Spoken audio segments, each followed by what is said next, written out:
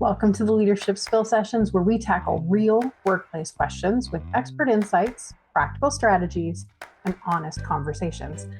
I'm Desiree Musselman, a certified leadership coach and trainer, and together we'll learn how to respond, not just react, to workplace stress, inspiring others, and lead with strategy and purpose. Let's check out our topic for today. So today's question was posted on Reddit, and this leader or emerging leader is explaining that they feel that even though they are a versatile, hardworking employee, due to them being quiet in meetings, they were passed over for a promotion. And it was actually given to a more outspoken and disruptive employee. So, as always, we're going to go through a little bit of the background of what experiences this person is going through. We're going to throw out some coaching questions around those aspects that are leading up to their main question, and then we're going to answer their main question. Let's get started. So here's a bit of the background. Even though this employee feels they're pulling a lot of the team's weight and fixing team problems, they're seen as lacking leadership presence. And this one's tough, right? Because when you are really trying to support other people and you're trying to assure a win for the entire team, it's really hard that the perception is that you're lacking leadership presence, because it really feels like you are leading and doing what needs to be done to help everybody out. The second point that they're making is that someone who they feel is disruptive and talks in circles was promoted above them or instead of them. And when we have someone that we are very out of alignment with on how we feel leadership is supposed to be, it's really difficult to see them get promoted instead of us.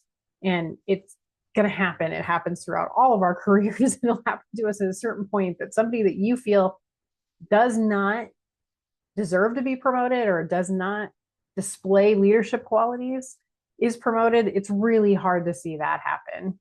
And their last point that they're making is that they feel like they're not being recognized for the impact that they make. Again, we've all felt this at one point in our careers, that we're just not being recognized or appreciated or seen for the impact that we're making. And it's tough and it's not a good feeling. It's very heavy and it quite frankly sucks, right? So let's get into the question they're asking based off of these experiences that they're having. The question is why is the person that is holding things together held back while someone who talks a lot gets promoted? Let's break this down. So back to their very first point of, even though they feel that they pull a lot of the team's weight and fix team problems often, they're seen as lacking leadership presence. So as a coach working with this person, the question that I would ask would be, what is your definition of leadership? And that might feel like it's coming out of left field. Yet when we really understand what our definition of leadership is, and we understand what our leader's definition or the leadership team's definition of leadership is, or even the team, like our peers, what their definition of leadership is, it really helps us understand how successful we are with our leadership presence. You can't take 5 people, put them in a room and ask them what leadership is and have them all define it the exact same way. And the answer to this really is that there is no true definition, all-encompassing definition of leadership. And the more we understand that, the easier it is for us to understand when we really are clear on our definition of leadership and we are really clear on other people's definition of leadership, we can then look for the commonalities and play into those. We don't have to change who we are. We don't have to change our definition of leadership. What we can do to be more successful and have a higher, greater level of leadership presence is really understanding how our leadership definition overlaps and step into that. It allows us to feel authentic because we're not shedding our beliefs. We're just looking at the pieces that align with other people. We're looking for that win-win solution to the situation. And we're really, truly being supportive to the person that we're interacting with. Where this gets super muddy is that everybody has a different definition. True leaders are really, really good at looking at what support does everyone need from me that still aligns with my definition of leadership and how I want to show up and approach situations. It doesn't mean they're changing who they are. It means that they're stepping into the aspects of their belief system and their values to best support and impact the people around them. The second piece that they talked about is someone who they feel is disruptive and talks in circles was promoted. The question I would ask here is, what is the 10% that you agree with this person on?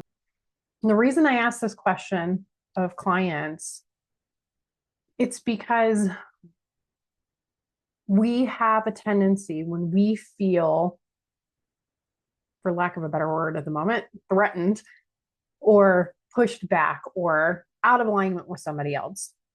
When we don't agree with how this person is interacting with things or approaching situations, we often look for the 90% we don't agree on.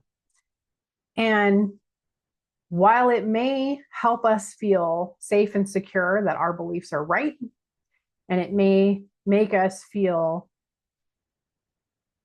comfortable that we're doing the right thing, it isn't as helpful to us as we really think it is. It's actually sabotaging our efforts and our ability to feel successful and feel that higher level leadership presence. When we look for the 10% that we agree upon, then we're actually looking for how to move this forward, and we can have more influence because we're not looking at this is a problem and it's bad. We're looking at that's interesting. The approach might be a little off, but the core thought process and intention behind it is actually something that I can get behind. Then you're having totally different conversations with the person. You're really focusing on how to move forward versus how to hold this person back. And it's a very nuanced thing to kind of get under your belt because your brain works against you on it. Your brain wants you to say this is bad and it's out of alignment because it's looking at the 90% that it doesn't agree with. Yet when we shift that and we start looking for the 10% that we can get behind or we can see benefit from, we actually are more impactful with the person that we're working with. Because when we talk about leadership presence, it's not about being right or wrong. It's about understanding everybody's abilities and playing into what is going to move everyone forward, not just us and not just them. The last point that they made is that they feel like they're not being recognized for the impact that they make. And this just like, no matter how you slice this one, when we feel that way, it's not fun. So the question that I usually ask when leaders are feeling this way is, and especially given the rest of the information that this person has provided, the question I would ask is, what is the impact that you are being asked to make? When we are feeling like we're not being recognized for the impact, especially when we put it with the other 2 points that this person's making, that they feel that they pull a lot of the team's weight and fix team problems often, that someone else who is disruptive is being promoted. Oftentimes it goes back to, are you making the impact that you're asked to make? And sometimes, especially when I see a lot of what we call servant leaders, that servant leadership thought process is great until you are now just trying to serve yourself. Because we feel really good supporting other people, but sometimes we forget that we're not really supporting them. And that can come out in ways of we do stuff for our employees instead of allowing them to grow. It could come out in us feeling like we know the right way to move forward, and it's not taking other people's feelings into considerations and their thoughts.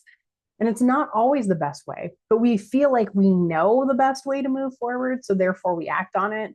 And when we're not appreciated or shown appreciation, it hurts, because here we are pouring our hearts out and really trying to make a difference in people's lives and support other people and help us achieve our goals. And then we're told we're doing it wrong. And that doesn't feel good, no matter who you are.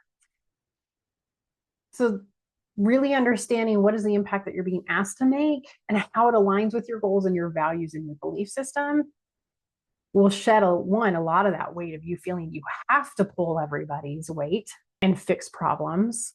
But it'll also help you understand how to be seen as successful, not just feel successful.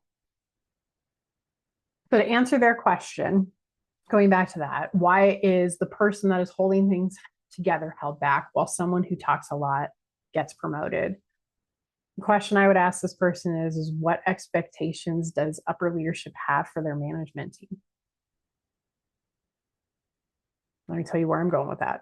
Leadership is usually very clear on the culture that they want in their leadership team, the things that they're looking for, the type of people that they want.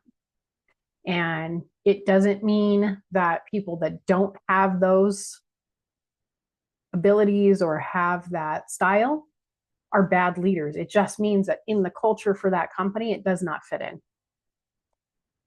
It doesn't also mean that you need to change your style to fit in. It just gives you the information to be able to make decisions about your future and your career, where you want to go.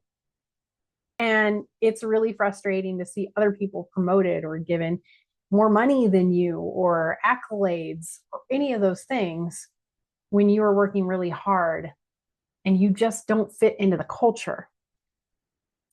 So when we really understand the expectations that upper leadership has for their management team, we can make conscious decisions around whether that fits into our belief systems and our values and how we want to show up as people. If it doesn't show up, it's not the right spot. And if it does, or it does align in some ways, like you can find that overlap where you don't feel you're being inauthentic, you're not changing yourself, but you're adapting and understanding where you want to go. Night and day difference, absolute night and day difference. So that's where that question is going, of what expectations does upper leadership have for their management team? When we put all this together and we understand how we are supporting people and whether it is supporting them in the best way to support them and us, not just one or the other, we start to recognize how we interact with people, how we can support others and ourselves at the same time without it feeling like a sacrifice or feeling like we're not appreciated.